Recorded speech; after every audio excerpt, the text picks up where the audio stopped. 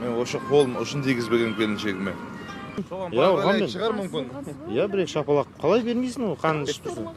Ой, айта береді ғой, қаяқтан. Бой адам ұрады, әйелі, не то несі, тентек адам сияқты ұра бермейсің ғой бар. Неге ұрасыз? Неге ұрғандар айтқанын істемей қояды, мысалы көпшілік, бұл жалғыз мендегі проблема емес, бәрінде ғой, телефон деген бәле ғой қазір, интернет деген. Көріп отырады, еркектерге лайк басып отырады.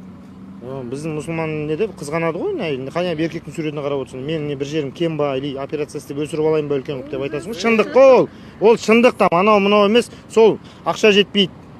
Ол екінші мәселе конкретно ше.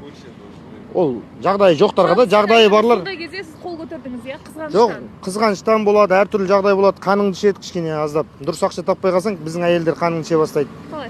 Кәдімгідей че там, анау мынау тиіседі, короче. Өзің әйелсің ғой, білесің ғой. Көпшілік жетпеушілік қой, анау жетпейді, мынау жетпейді. Жоқшылықтан бәрі квартирант кезінде, союз кезінде үй берген ғой өкімет. Союз кезінде үй таратқан, қазір үй таратып жатқан